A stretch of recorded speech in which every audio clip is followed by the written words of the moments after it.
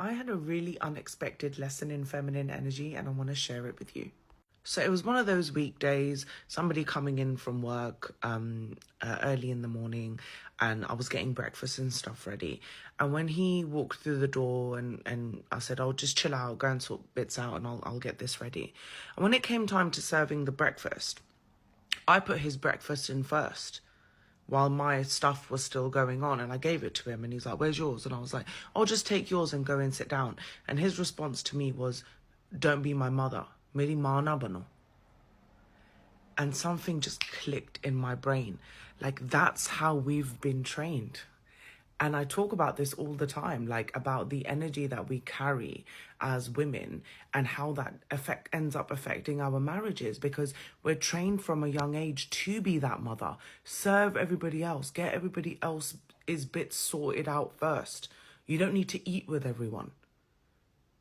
Like, it's so ingrained in me when I'm making some. So it's so deeply ingrained inside of me to ensure that I've served everybody else before I even sit down and think about myself, made me realize that that kind of mothering energy is what we end up bringing into our marriages, and it kind of starts killing it.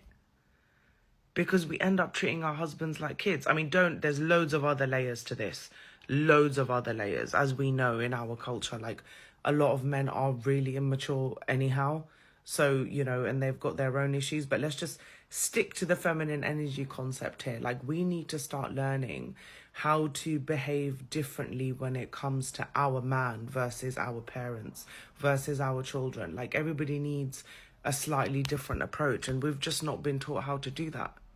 So no wonder so many things are falling apart, because we fall into this motherly role and then we become mothers, and all that sensuality, all that feminine energy, all that sexual energy is like completely killed because of the way we've been taught of how to operate. We're not supposed to be treating our men like our kids.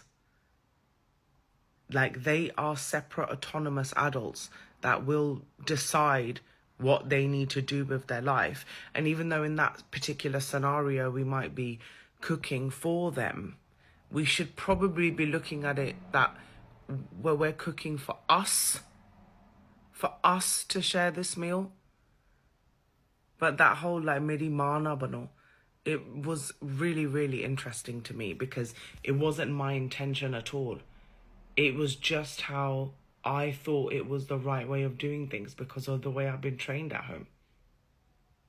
So get your stuff ready and serve your kids. But when it comes to your man, like, serve yourself with him. Sit down, eat from one plate if you have to.